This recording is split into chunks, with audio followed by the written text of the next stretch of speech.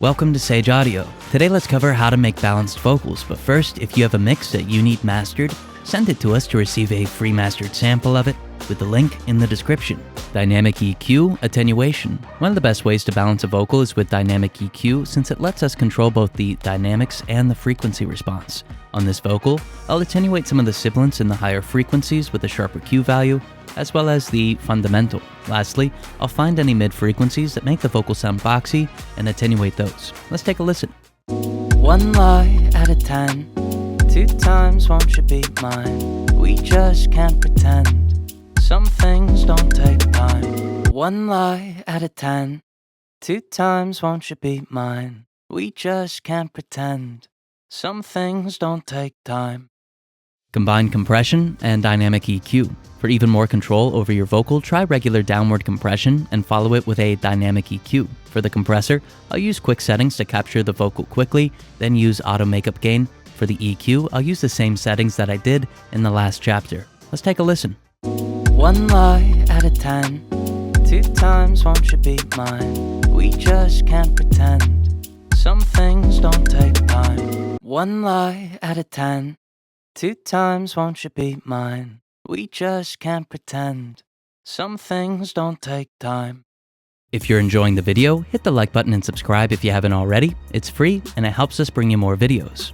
Combine upward and downward compression. Upward compression captures quieter details from the vocal and amplifies them to a level where they can be heard.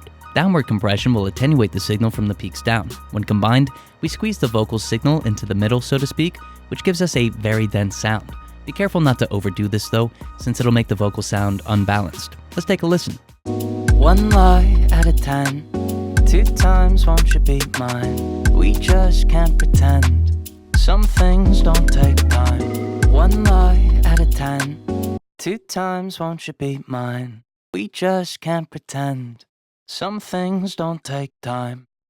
When in doubt, use Soothe 2. If your vocal is sounding unbalanced and you can't figure out what the issue is, try using Soothe 2 or a similar intelligent EQ. This will create program-dependent dynamic bands to attenuate any unwanted resonances, in turn, balancing the vocal in a way not possible with traditional effects. Let's take a listen and note how achieving something like this with a regular EQ would be really difficult to do. One lie out of 10, 2 times won't you be mine? We just can't pretend, some things don't take time. One lie out of 10, 2 times won't you be mine? We just can't pretend, some things don't take time. How to balance the fundamental. The fundamental of a vocal is often the most powerful frequency. That said, it can make the vocal sound unbalanced if it isn't controlled. With an EQ, we can observe the frequency response of this range and attenuate the 4 or so frequencies that this fundamental will occupy. Let's take a listen and notice how this cleans up the vocal's low frequency range and makes it more balanced.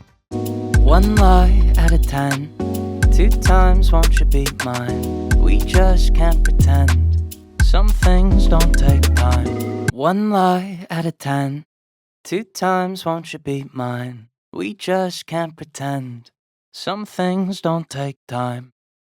Multiband compression over fundamental. If the last chapter seemed too time-consuming, use a multiband compressor instead and create a downward compression band over the vocal's fundamental. When doing this, just be sure to avoid super short attack and release times, since this will distort the vocal's lows. Let's take a listen. One lie out of 10, 2 times won't you be mine? We just can't pretend, some things don't take time. One lie out of 10, 2 times won't you be mine? We just can't pretend, some things don't take time. Introduce automated parallel compression. Parallel compression is a great way to control the dynamics of a vocal, but what's even better is using volume automation on the parallel compression auxiliary track to augment certain song sections. For example, if the chorus needs to cut through, I could increase the level. Let's take a listen to this parallel signal being slowly introduced and notice how it makes the vocal more dynamically balanced. One lie out of 10, 2 times won't you be mine? We just can't pretend, some things don't take time. One lie out of 10, 2 times won't you be mine? We just can't pretend, some things don't take time.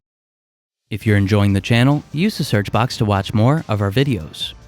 Create presence on chorus. Similar to the last chapter, we could use automation to help with a particular song section. So say the vocal is getting buried during a chorus, we could use automation on an EQ band to amplify 2 to 5 kHz to help the vocal sound balanced amongst the surrounding instrumentation. Let's take a listen and notice how the vocal becomes easier to hear. One lie out of 10, 2 times won't you be mine? We just can't pretend, some things don't take time. One lie out of 10, 2 times won't you be mine? We just can't pretend, some things don't take time. Create varying timbres for song sections. Last up for automation tips, let's try something unique and switch between compression algorithms to get unique vocal timbres. I'll use a plugin with an A/B function and set up different compression settings for each, but with the same amount of gain reduction to keep the dynamics balanced. Then I can automate between my A and B settings whenever needed. Let's take a listen to how this creates a subtle but unique timbre for the vocal, all while keeping it dynamically balanced. One lie out of 10, 2 times won't you be mine? We just can't pretend, some things don't take time. One lie out of 10, 2 times won't you be mine? We just can't pretend, some things don't take time. Try a vocal rider at chain start. If you're interested in having super dynamically consistent vocals, a vocal rider is a great option. I'll use this one by waves to keep my vocal's amplitude within a certain range, in turn altering the dynamics of the vocal without the need for compression. I'd recommend using this at the start of your vocal chain, this way you have balanced dynamics prior to any processing. Let's take a listen. One lie out of 10, 2 times won't you be mine? We just can't pretend, some things don't take time. One lie out of 10, 2 times won't you be mine? We just can't pretend, some things don't take time. Use frequency-specific saturation. Last up, let's look at how saturation can act like a dynamic EQ. In short, by saturating specific frequencies, we both reduce their dynamic range and amplify them. So, if I want my vocal's presence frequencies to be more controlled and be amplified, I could isolate my saturation to 2 to 5 kHz. Or I could do this to the fundamental if I'm finding that it isn't powerful enough. Let's take a listen and keep in mind how you could use this to balance both your vocal's dynamics and its frequency response. One lie out of 10, 2 times won't you be mine? We just can't pretend, some things don't take time. One lie out of 10, 2 times won't you be mine? We just can't pretend, some things don't take time. If you have a mix that you need mastered, send it to us to receive a free mastered sample of it with the link in the description. Thank you so much for watching.